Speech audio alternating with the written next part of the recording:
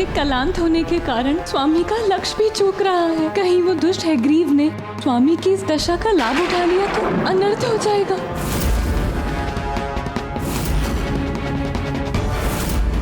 यहाँ तो श्रीहरि नारायण और वासुर हैग्रीव दोनों ही युद्ध करते करते क्लांत हो चुके हैं।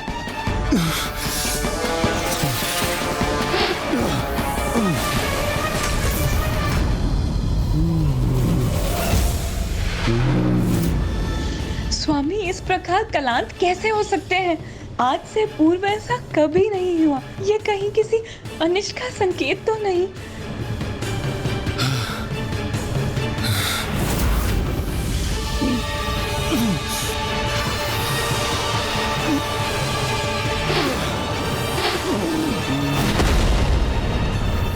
बहुत थकान हो रही है मुझे। अब तो इन पर प्रहार करने के लिए हाथ उठाना भी कठिन हो गया है, किंतु वार तो करना ही होगा।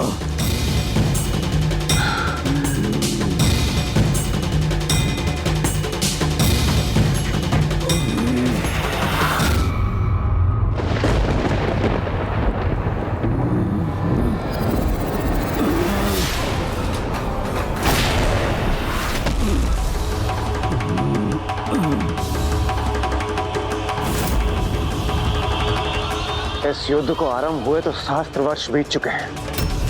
कब होगा इस युद्ध का अंत? हे माताओं की माता, माता पराशक्ति, अपने इस भक्त को वरदान देने की कृपा कीजिए कि इस हैग्रीव का वध हैग्रीव के हाथों ही संभव हो। तथास्तु। कदाचित दैत्य हैग्रीव को प्राप्त वरदान के कारण ही वो अभी तक सुरक्षित है। रुकिए नारायण, थक गए हैं आप। कदाचित आपको युद्ध विराम और कुछ विश्राम की आवश्यकता है, तो जाइए। आपको विश्राम करने का समय दिया मैंने। जब आप पुनः युद्ध के लिए तैयार हो तो सूचित कर दीजिएगा मुझे। इसी बहाने मैं थोड़ा विश्राम कर लेता हूँ।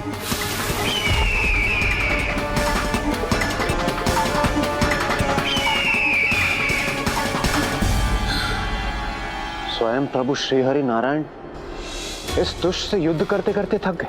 किंतु आश्चर्य है, प्रभु स्वयं इसे पराजित करने में असमर्थ हैं। फिर कौन करेगा इसका वध और कैसे होगी सृष्टि की रक्षा? समस्त सृष्टि की सर्वोच्च माता माता पराशक्ति ही करेगी हमारी समस्या का निवारण।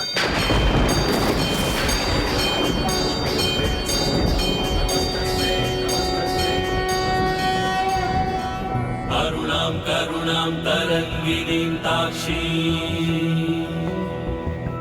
कृतपाशां पुष्पबाणचापाम् अणिमादिभिरावृतां मयूखैः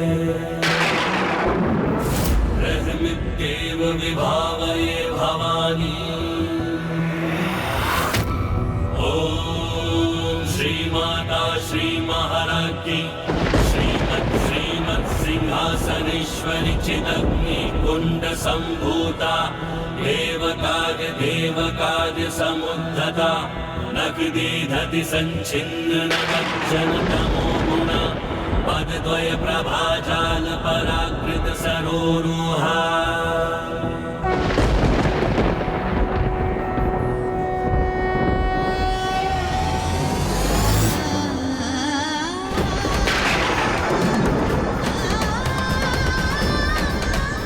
मैं आपको श्राप देती हूँ कि आपका शीश जो मेरी ओर देखने के लिए मुड़ न सका, वो शीश अपने तन से विलग हो जाए। आज आपने जो भी कहा वो भी मेरी इच्छा के अनुसार ही हुआ, और आज की ये घटना इसीलिए अनिवार्य थी क्योंकि इसी घटना से संसार का भविष्य निर्धारित होगा। स्वामी की ये ऐसी दशा मुझसे देखी नहीं जा रही। ये बार बार किस प्रकार की अनहोनी का आभास हो रहा है मुझे।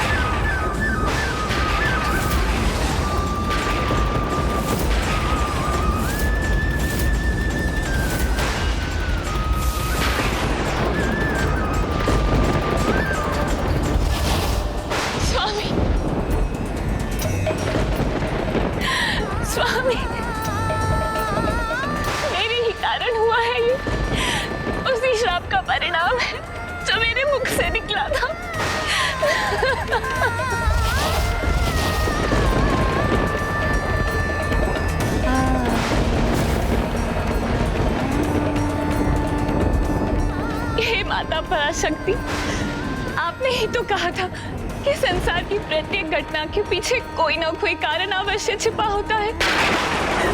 तो फिर ये दुर्भाग्यपूर्ण घटना के पीछे ऐसा क्या कारण छिपा है माँ?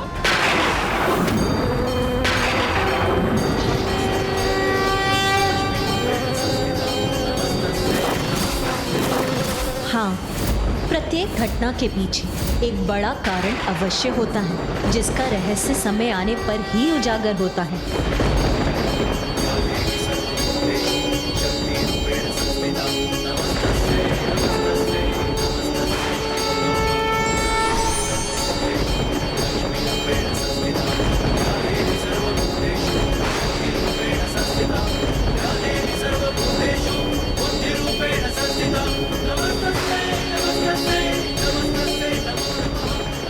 इसीलिए आपको दुखी होने की कोई आवश्यकता नहीं है देवी लक्ष्मी, क्योंकि आज के दिवस के लिए ही आपके मुख पर वो श्राप प्रकट हुआ था। और जैसे मैंने आपसे पूर्व में भी कहा था, संसार की प्रत्येक घटना के पीछे मेरी ही लीला होती है। जो हुआ, जो हो रहा है और जो भविष्य में होगा, वो सब मेरी इच्छा के ही अनुसार होता है। और आज की इस घटना का कारण है कि हैग्रीव का वध मात्र हैग्रीव के हाथों ही हो सकता है, और इसी कारणवश नारायण का शीश उनके धड़ से विलग हुआ है। ब्रह्मदेव, अब इसके आगे का कार्य आपको करना है। यहाँ से उत्तर दिशा में एक नील वर्ण का अश्व दिखाई देगा, जो अब अस्वस्थ होने के कारण मरणासन अवस्था में है। उसका शीश लाकर आपको नारायण के धड़ से उसका जुड़ाव करना होगा। तभी दैत्य हैग्रीव का वध करने के लिए दिव्य हैग्रीव उत्पन्न होगा।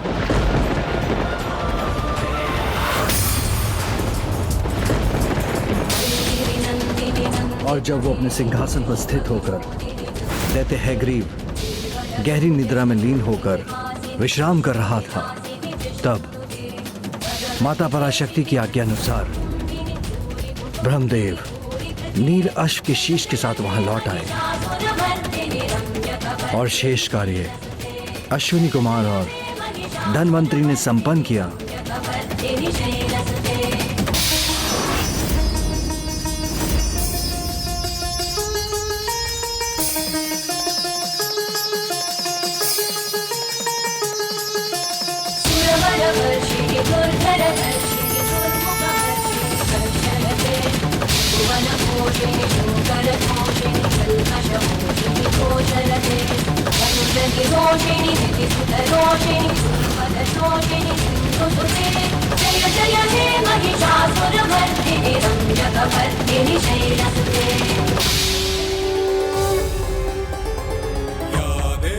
सर्वभूतेषु शक्तिरूपेण संस्थिता।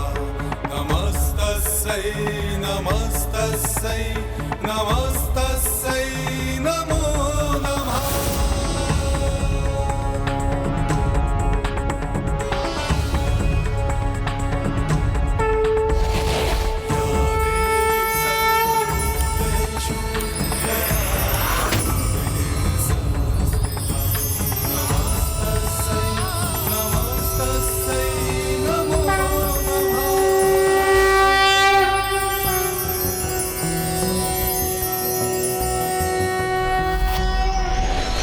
ज्ञानानन्दमयं देवं निर्मलस्फटिकाकृतिम् आधारं सर्वविद्यानां हयग्रीवम् उपास्महे।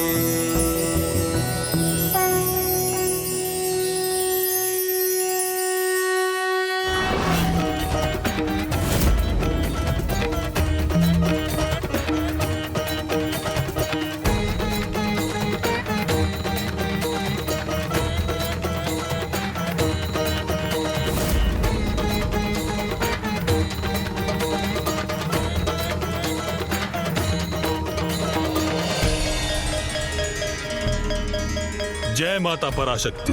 प्रभु हैग्रीव की जय, प्रभु हैग्रीव की जय, प्रभु हैग्रीव की जय, प्रभु हैग्रीव की जय।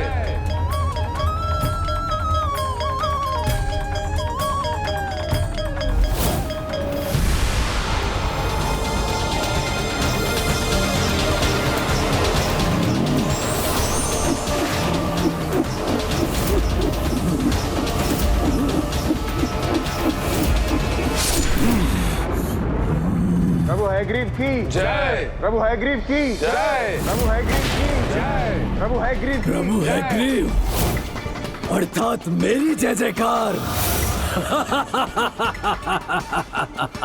कदाचित नारायण ने भी अपनी पराजय स्वीकार कर ली और देवता भी हो गए लाचार।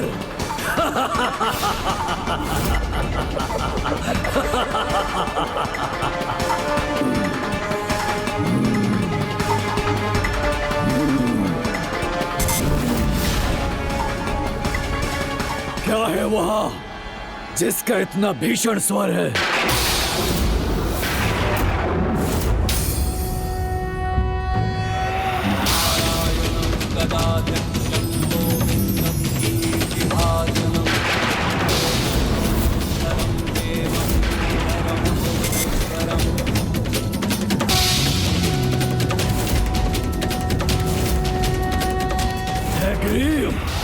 तो वो मेरी जय जयकार नहीं, इनकी थी।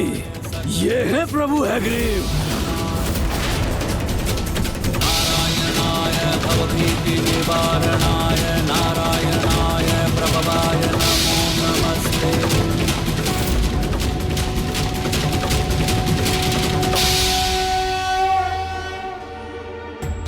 नहीं नहीं, ये संभव नहीं है, ये छल है। कैसे अपनी रक्षा करूं? अपने इस भक्त को वरदान देने की कृपा कीजिए कि इस हैग्रीव का वध हैग्रीव के हाथों ही संभव हो। किंतु अभी वेद तो मेरे भीतर ही समाहित है, तो फिर इतनी चिंता क्यों कर रहा हूं मैं? सुरक्षित रहूंगा मैं, कोई वध नहीं कर सकता मेरा।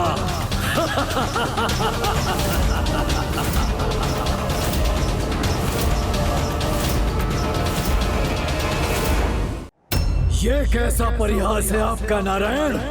आपको क्या लगा आप हैग्रीव का वध करने हेतु हैग्रीव का रूप धारण कर युद्ध करेंगे तो इसमें सफल हो जाएंगे? नहीं, कदापि नहीं।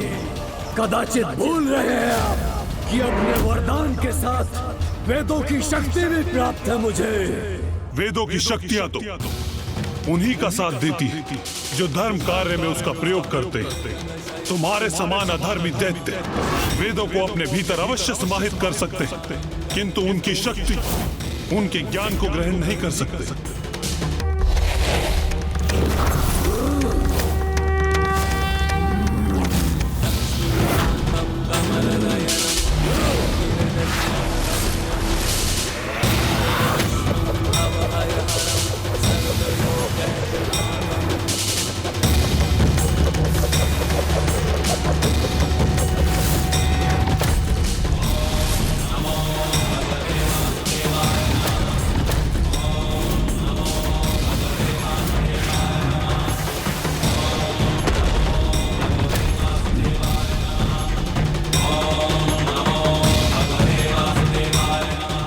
गदा को खंडित कर दिया इनके चक्र ने, और अब तो ये मेरी ही ओर बढ़ रहा है।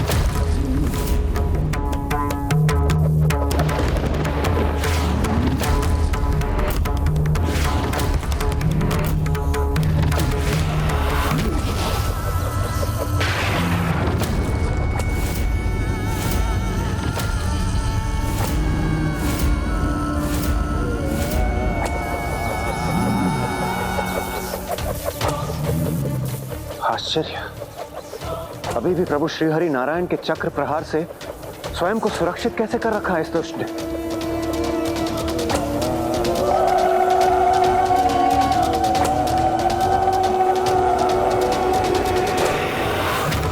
अब इस दुष्ट की अंत का समय आ गया है।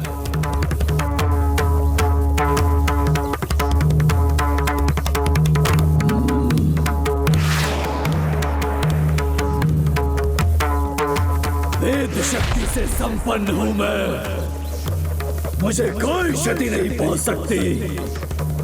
अभी भी अपने उसी भ्रम से भ्रमित हो मूर्ख।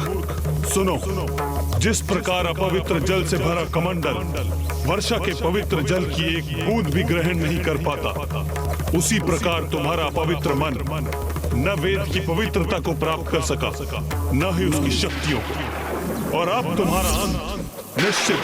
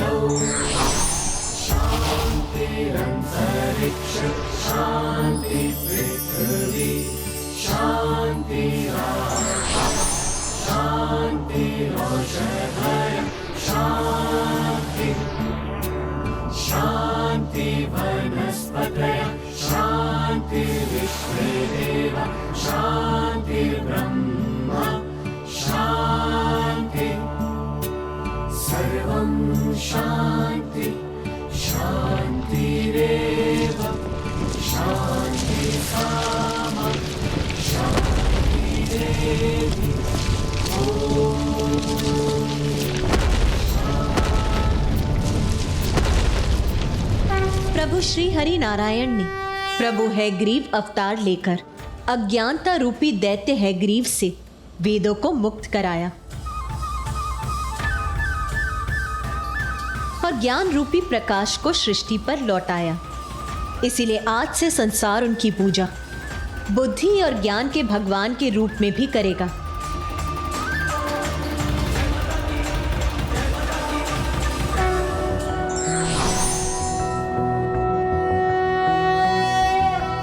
नारायणाय सुरमंडन मंडनाय नारायणाय सकल स्थिति कारणाय नारायणाय भवभीति निवारणाय नारायणाय प्रभवाय नमो नमस्ते।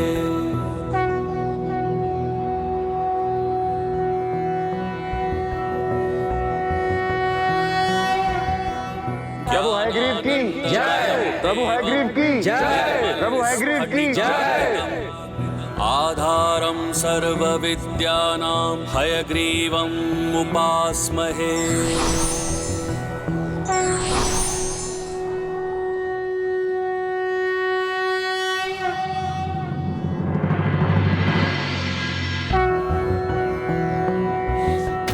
हम उन सर्वोच्च दिव्य ज्ञान और पूर्ण आनंद स्वरूप प्रभु हैग्रीव की ध्यान और आराधना करते हैं, जो ज्ञान की सभी विधाओं के स्वामी हैं। जो भी प्रभु हैग्रीव के इस मंत्र का उच्चारण करता है वो एकाग्रचित्त होकर ज्ञान अर्जित करने में समर्थ होता है और अत्यंत प्रबल स्मरण शक्ति का स्वामी बनता है। वाणी, शब्द ज्ञान और वाक चातुर्य में निपुणता के साथ तर्क वितर्क में विलक्षण प्रतिभा प्राप्त करता है और पुत्र भक्ति और श्रद्धा से इस मंत्र का उच्चारण करने से सभी प्रश्नों के उत्तर प्राप्त होते हैं। अर्थात प्रभु हैग्रीव समस्त ज्ञान के स्रोत हैं। तो मेरे प्रश्नों के उत्तर भी मुझे उनसे सहजता से अवश्य प्राप्त होंगे। पुत्र सदा स्मरण रखना, सहजता से ज्ञान प्राप्ति करना भ्रामक भी हो सकता है। उचित है माँ। प्रभु हैग्रीव तो स्वयं ज्ञान स्वरूप हैं। फिर उनके समक्ष पहुंचकर कोई भ्रम कैसे शेष रह सकता है। किंतु माँ, उन माता पराशक्ति को लेकर मेरी जिज्ञासा शांत करने की कृपा कीजिए आप। माता की महिमा का ज्ञान तुम्हें प्रभु हैग्रीव से ही प्राप्त होगा पुत्र। वेदों को उनके उचित स्थान पर लौटाने के पश्चात माता पराशक्ति ने उन्हें बुद्धि और ज्ञान के ईश्वर की उपाधि भी प्रदान की। प्रभु हैग्रीव ने माता की तपस्या कर उनसे उनकी महिमा और अनेक ब्रह्मांड के अस्तित्व का ज्ञान भी प्राप्त किया। और इस प्रकार माता से समस्त ज्ञान प्राप्त कर उन्हें ज्ञान मूर्ति प्रभु हयग्रीव का पद भी प्राप्त हुआ। इसलिए पुत्र, ज्ञान मूर्ति प्रभु को ढूंढकर उन्हीं से अपने समस्त प्रश्नों के उत्तर प्राप्त करने चाहिए। उनका आश्रम उस भाग में है जहाँ सघन वन में वृक्ष, पौधे अर्थात प्रकृति का प्रत्येक अंश दिव्यता से परिपूर्ण होकर माता पराशक्ति के मंत्र का जाप करता प्रतीत होता है।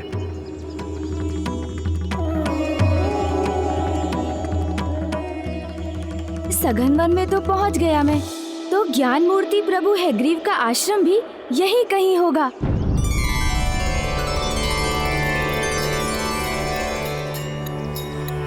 आह, कितने आश्चर्य की बात है। यहाँ तो प्रत्येक वृक्ष और पौधे का दिव्य अनुपम तेज है।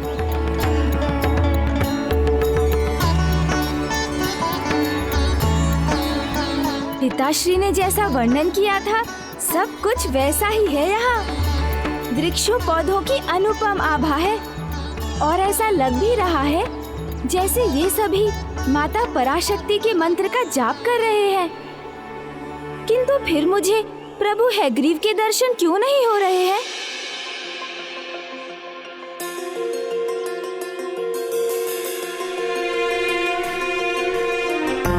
मुझे वन के इसी भाग में ढूंढना होगा उन्हें।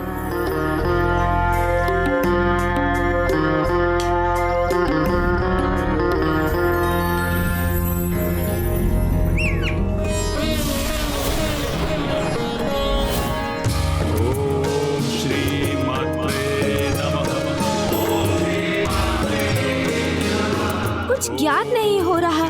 कहाँ है ज्ञान मूर्ति प्रभु हयग्रीव का आश्रम?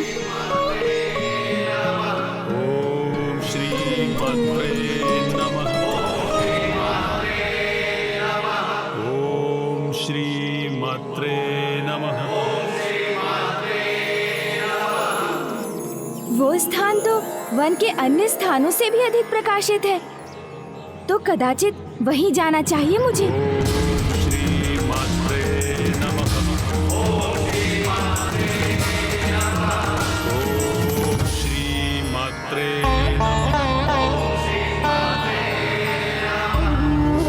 मुझे तो आशा थी कि यहाँ पहुँचने पर मुझे ज्ञान मूर्ति प्रभु हयग्रीव के दर्शन अवश्य होंगे, किंतु वो तो यहाँ भी नहीं है।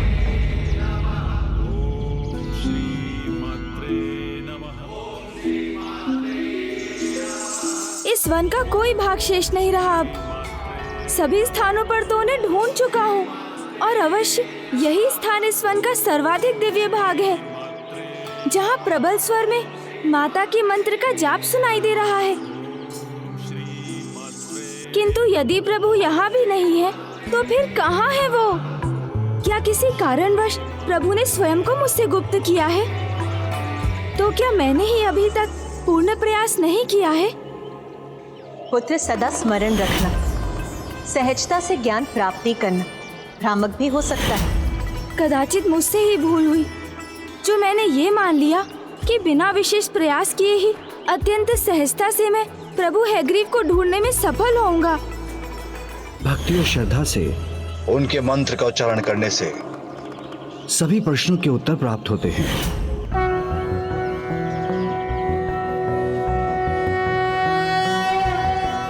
ज्ञानानंदमयं देवं निर्मल स्फटिकाकृतम् आधारं सर्वविद्यानां हयग्रीवम् उपास्महे।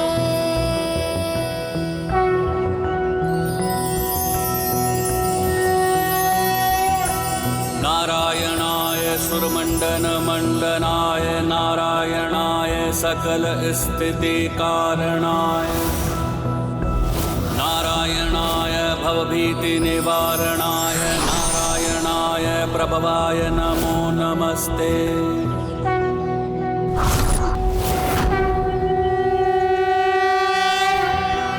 ज्ञानानन्दमयं देवं निर्मल स्फटिकाकृतम् आधारं सर्वविद्यानां हयग्रीवम् उपास्महे।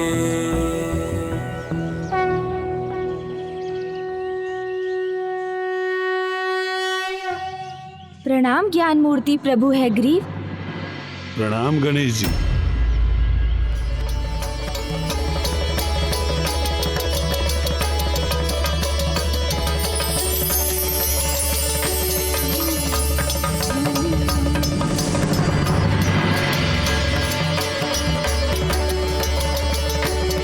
हे गौरी नंदन, हे महादेव पुत्र, प्रथम पूज्य गणेश जी, मेरे आश्रम में आपका स्वागत है। मुझे ज्ञात है कि आप अपने अनेकों प्रश्नों के उत्तर ज्ञात करने के लिए यहाँ पधारे हैं। हे ज्ञान मूर्ति प्रभु हैग्रीव, आप ही संपूर्ण ज्ञान के ज्ञाता हैं, इसलिए प्रभु आप ही मेरी सभी जिज्ञासा शांत कर सकते हैं।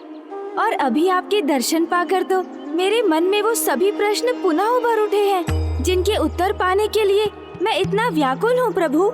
असंख्य ब्रह्मांड क्यों, कैसे और कहाँ है? माता पराशक्ति अर्थात संसार की सर्वोच्च माता कौन है?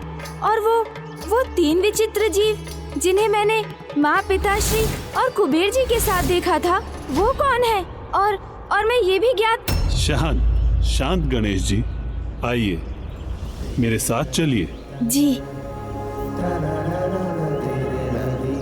प्रभु, मेरे प्रश्नों के उत्तर देने के स्थान पर मुझे इस जलाशय की ओर क्यों ले जा रहे हैं? प्रभु कृपा कर मेरी जिज्ञासा शांत कीजिए आप। मुझे तो मेरे प्रश्नों के उत्तर चाहिए थे, फिर आप मुझे जलाशय में। शांत, तनिक धैर्य रखिए गणेश जी। इस जलाशय के जल को ध्यान से देखिए। शांत और स्थिर जल में कितना स्पष्ट प्रतिबिंब उत्पन्न हो रहा है, किंतु जैसे ही ये जल चंचल होगा, ये प्रतिबिंब अस्पष्ट हो जाएगा।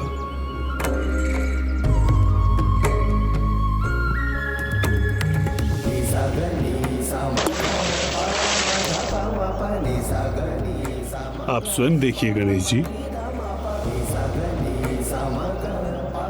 प्रभु, इस जल के उदाहरण से हमें यही सीख प्राप्त होती है ना कि शांत और स्थिर मन से ही व्यक्ति ज्ञान प्राप्त कर उसे पूर्णता में ग्रहण और समझने में समर्थ हो पाता है, और अशांत मन से अपने प्रश्नों के उत्तर पाकर भी उन्हें समझना कठिन हो जाता है। सत्य कहा ना प्रभु?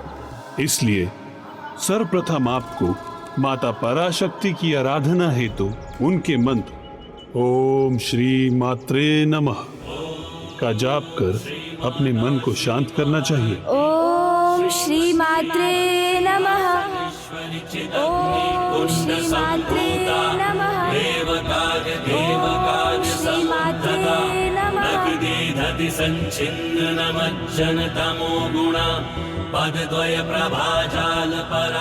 अब माता की कृपा से आपका मन शांत और स्थिर है, तो अब पूछिए गौरी नंदन, आप अपने किस प्रश्न का उत्तर चाहते हैं? हे ज्ञान और बुद्धि के ईश्वर, मेरे प्रश्नों के उत्तर देने के पूर्व मुझे आप अपने ज्ञान मूर्ति स्वरूप के दर्शन प्रदान करने की कृपा करें प्रभु। अवश्य गौरी नंदन।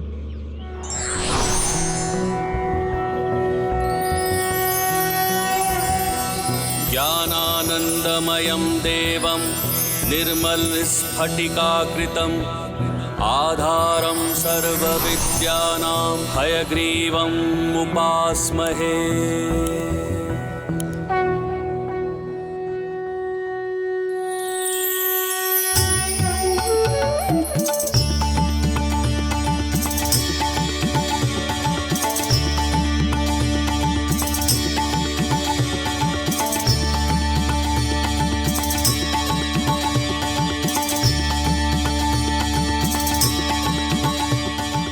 प्रभु, आपके ये अद्भुत दर्शन पाकर मैं धन्य हुआ। आपकी जिज्ञासाओं से मैं परिचित हूँ गौरी नंदन, किंतु पूछिए सर्वप्रथम आप मुझसे क्या ज्ञात करना चाहते हैं? ओह हाँ प्रभु, सर्वप्रथम मुझे ये बताने की कृपा कीजिए कि पिताश्री ने रावण के विषय में बताते हुए ये क्यों कहा कि ब्रह्मांड एक नहीं अनेक है और प्रत्येक ब्रह्मांड में भिन्न रावण का जन्म होता है। ये क्या रहस्य है प्रभु, कृपया मुझे बताइए। एक साधारण जीव उसी को अपना संसार समझता है जिसे वो देख पाता है या जिसका उसको अनुभव होता है। देवी देवताओं का ज्ञान भी उनके लोकों तक ही सीमित रहता है। और त्रिदेव और त्रिदेवियों को भी अपने ही ब्रह्मांड का पूर्ण ज्ञान होता है, किंतु उनके ज्ञान और अनुभव के परे अनंत सागर में असंख्य ऐसे ब्रह्मांड हैं जो सभी अर्थों में एक दूसरे के समान ही हैं। सभी ब्रह्मांडों में वही सूर्य, सौर मंडल, ग्रह और यहाँ तक कि जीव जंतु भी एक समान ही होते हैं। तो संसार की परिक्रमा करते समय, परशुराम जी के साथ गोलोक जाते समय, गोलोक के मार्ग में जिस अद्भुत दृश्य को देखकर मैं असमंजस में आ गया था, वो संसार के इस अनंत विस्तार का ही दृश्य था। किंतु कितने अचरज की बात है कि इन असंख्य समान ब्रह्मांडों के सभी जीव जंतु भी समान हैं। जीव जंतु, वृक्ष पौधे, नदी पर्वत ही नहीं गौरी नंदन, हर ब्रह्मांड के देवी देवता, उनका नेतृत्व करने वाले देवराज इंद्र, त्रिदेव त्रिदेवियां भी समान हैं। अर्थात ब्रह्मदेव, विष्णुदेव और महादेव हैं। हाँ गौरी नंदन, और स्वयं आप भी। स्वयं मैं भी।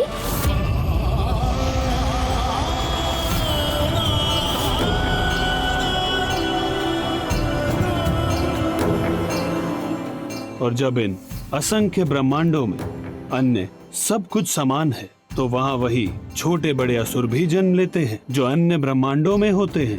ओम नमः शिवाय, ओम नमः शिवाय, ओम नमः शिवाय,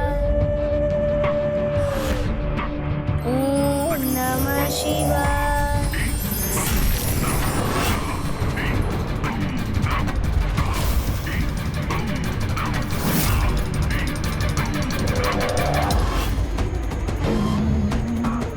कितना अद्भुत है ये दृश्य। अर्थात हमारे महानायक की शक्ति में वृद्धि हो रही है।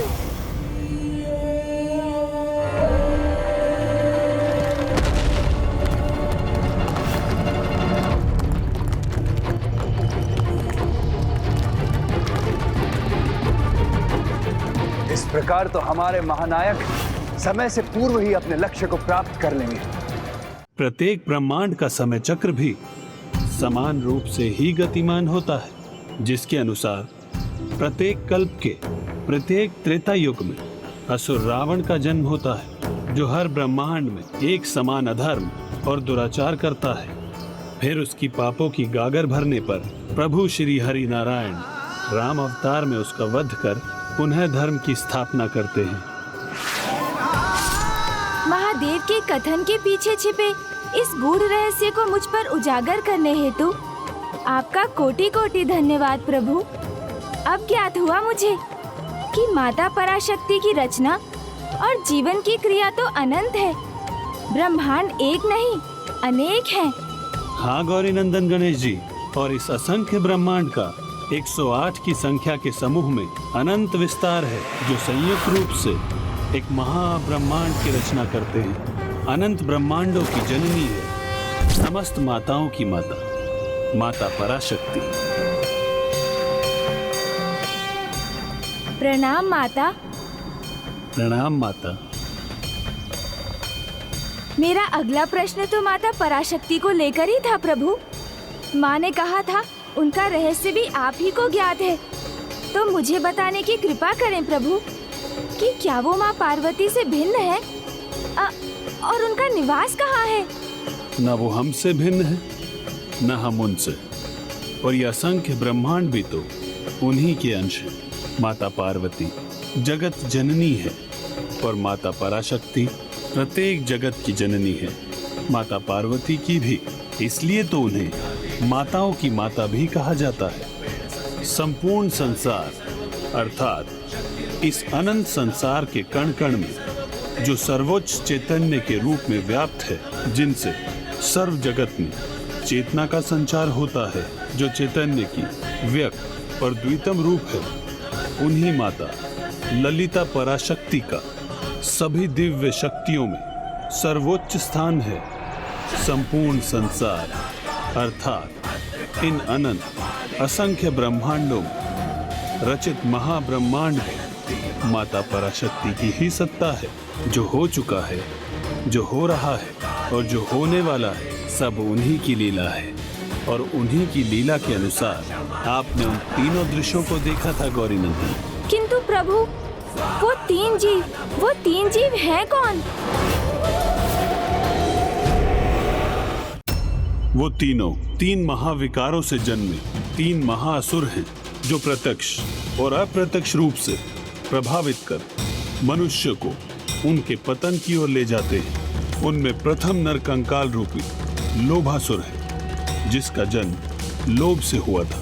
उसे आपने कुबेर जी के साथ इसीलिए देखा क्योंकि उसका जन्म स्वयं कुबेर जी के लोभ से हुआ था।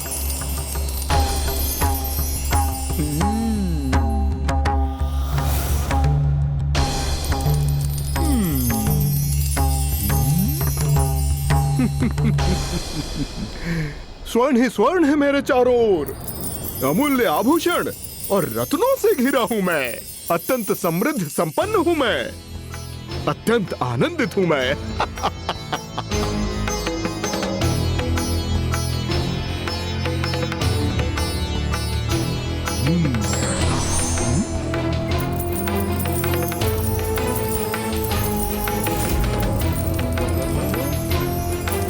स्वर्ण ही स्वर्ण।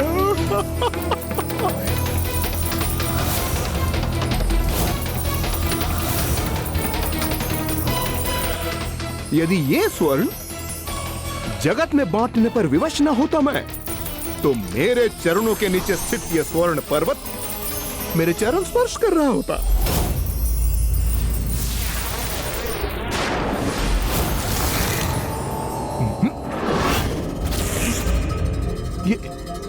ये मेरा चरण स्पर्श किसने किया?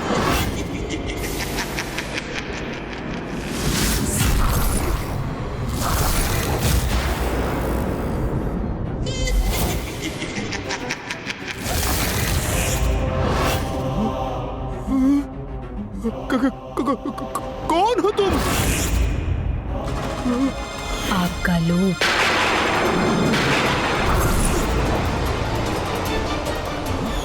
यदि ये स्वर्ण जगत में बांटने पर विवश न होता मैं, तो मेरे चरणों के नीचे स्थित ये स्वर्ण पर्वत मेरे चरण स्पर्श कर रहा होता।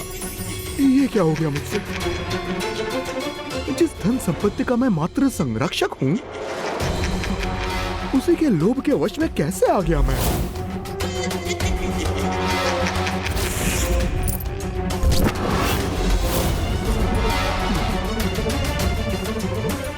ये संपूर्ण धन, ये स्वर्ण, ये अमूल्य रत्न, ये सब मेरे ही है ना? नहीं नहीं, यहाँ तुम्हारा कुछ भी नहीं है। मेरा जन्म तो आपसे ही हुआ है ना। आज ये सब आपका है, कल ये सब मेरा होगा, मात्र मेरा। नहीं नहीं, ये उचित नहीं है। मेरा यहाँ कुछ भी नहीं है। मैं तो मात्र इस धन कोश का संरक्षक हूँ। इस धन पर तो समस्त जगत का अधिकार है। नहीं, अन्य किसी का नहीं है, ये सब मेरा है, मेरा है।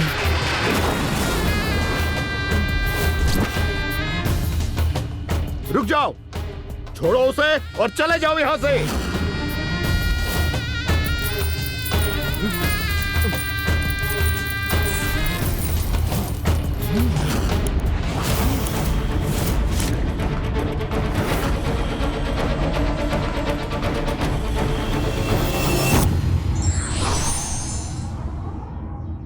ज्ञान और विद्या ही एक ऐसी निधि है जिन्हें बांटने पर वो कम नहीं होती है, अपितु और भी बढ़ती जाती है। धार्मिक वीडियो सबसे पहले देखने के लिए हमारे चैनल को सब्सक्राइब करें और बेल आइकन दबाएं।